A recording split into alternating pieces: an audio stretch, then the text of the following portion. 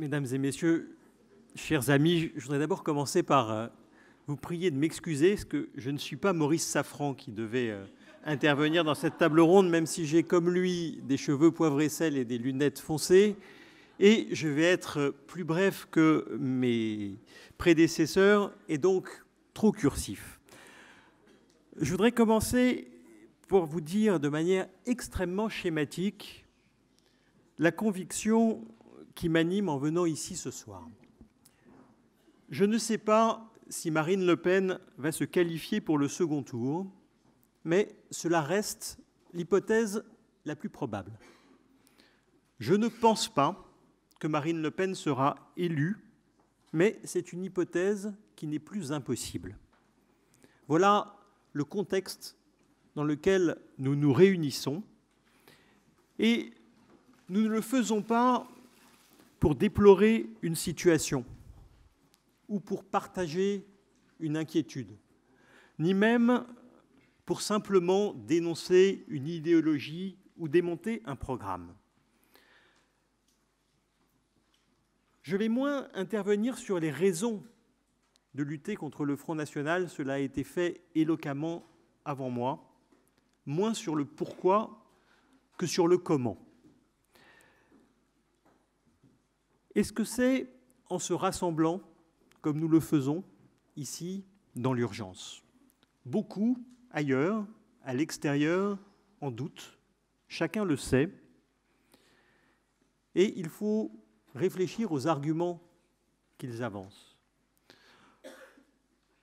La Fondation Jean Jaurès a créé, il y a plus de 3 ans, un observatoire contre les radicalités, et nous l'avons fait parce que nous avons eu la conviction qu'il fallait travailler à nouveau sérieusement sur le Front National, que le registre de la diabolisation était émoussé et que le registre de la seule diabolisation était même épuisé. En même temps, puisque c'est la formule à la mode ce week-end, en même temps, ne rien faire, ça serait laisser faire. Et donc, je suis là et nous sommes là. Et dès dimanche, dans l'urgence, nous appellerons au sursaut, à la participation de ceux qui ne sont pas venus voter nombreux au premier tour.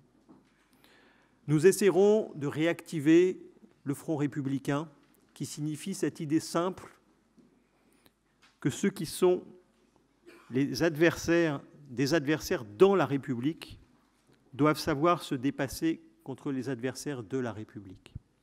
Nous pointerons à nouveau les dangers des programmes de Marine Le Pen, de ses vieilles idées comme de ses plus nouvelles, comme l'inscription dans la Constitution de la préférence nationale, à rebours de toute notre tradition républicaine et de nos engagements européens. Donc oui, une fois de plus, nous ferons tout cela et nous ferons davantage encore. Mais vous avez choisi d'organiser ce rassemblement avant le premier tour et non pas avant le second tour. C'est pourquoi je voudrais saisir ce moment pour ajouter 2 éléments supplémentaires à la question « Comment lutter contre le Front National ?» Le premier élément, c'est qu'il faut se projeter au-delà du second tour, car notre combat contre le Front National n'a pas pour horizon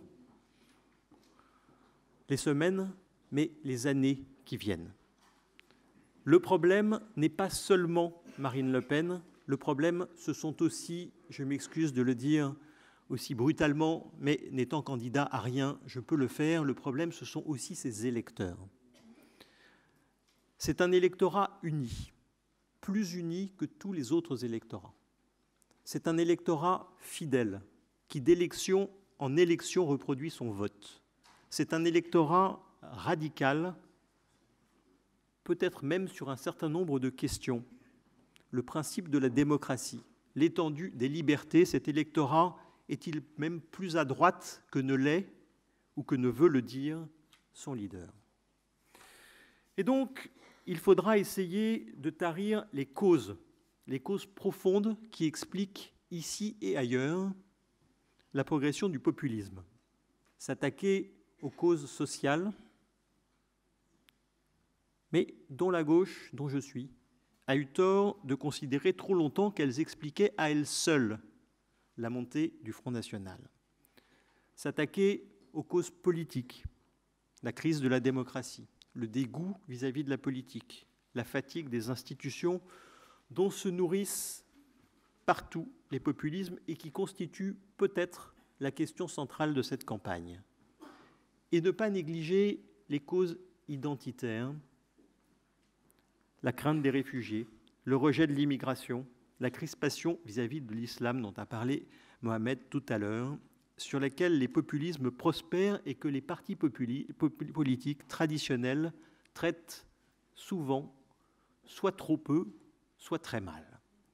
Si nous faisions tout cela, nous n'aurions encore pas fait l'essentiel, car le combat est d'abord un combat idéologique et culturel au sens le plus noble, et c'est pour ça qu'il va prendre du temps. Il s'agit d'opposer une vision du monde à une autre. Il s'agit de reconquérir le cœur de cet électorat, les jeunes, les milieux populaires et même plus largement les actifs. Il s'agit d'aller sur le terrain et de reprendre pied à pied cet arc tendu du nord au sud en passant par l'est, où le Front National est dominateur. Voilà le programme et l'horizon au-delà du second tour. Mais je voudrais terminer en me situant non pas au-delà du second tour, mais, puisque nous y sommes, en deçà du premier.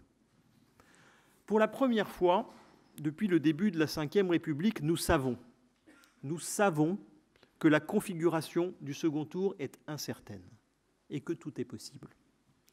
Si on pense que la qualification de Marine Le Pen est probable, pour les raisons que j'ai évoquées, si on pense que la victoire de Marine Le Pen n'est pas impossible, parce que plus rien n'est impossible, et avant de venir vous voir, j'ai passé mon début de soirée avec des parlementaires américains qui étaient assez convaincus que tout est possible.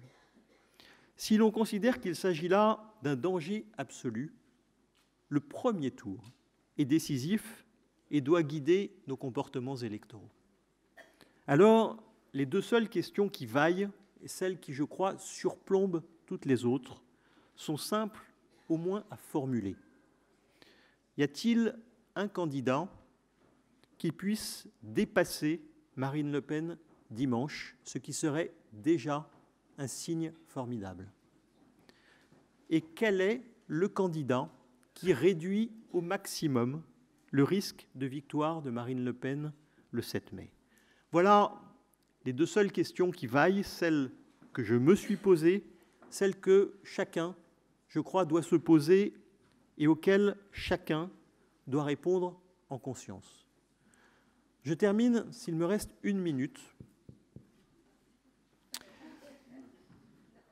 par cette parabole d'Al Gore qu'il utilisait pour le climat, mais qui correspond, je crois, fort bien au climat du moment ici. C'est l'histoire d'un vieil homme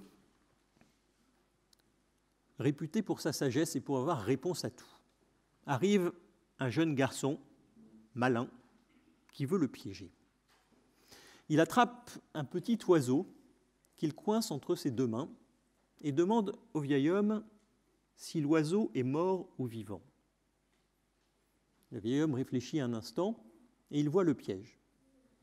S'il dit que l'oiseau est mort, le jeune homme ouvre les mains et le libère. S'il dit que l'oiseau est vivant, il serre les mains et le tue. Alors, il réfléchit et il lui dit « La réponse est entre tes mains ».